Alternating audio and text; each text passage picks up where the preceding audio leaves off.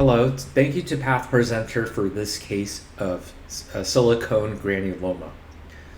So this may result from implants for either breast augmentation or a patient who has had cancer and has had reconstructive surgery.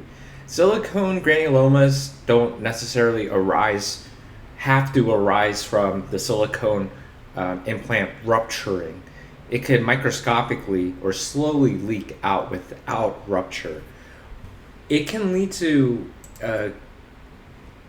marked changes in mammography, as you can see here. Thank you to Radiology Cases for .my for this image. And you can imagine, based on the distribution of the silicone granuloma, it may mimic breast cancer.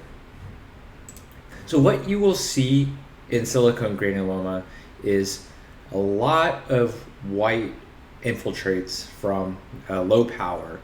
It is respecting the sebaceous glands, it is respecting the sweat glands, and there's not really a desmoplastic reaction. So that's a cue that this isn't cancer.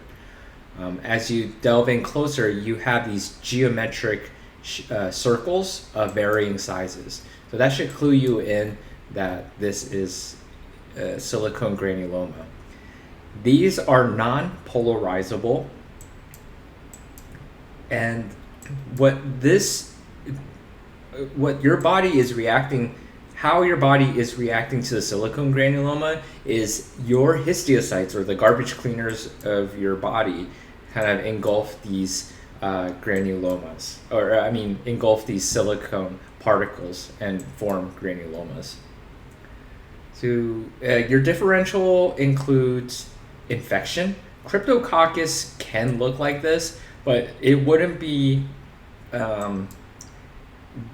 as dramatic a variation in size of the circles.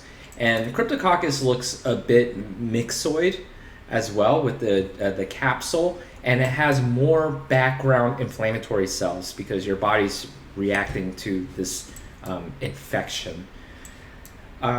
Based on the location, I guess you can consider atypical lipomatous tumor and well-differentiated liposarcoma, but you would have atypical hyperchromatic cells in the fibrous septae, which we do not see here. So this is a case of silicone granuloma, and I'll see you all next time.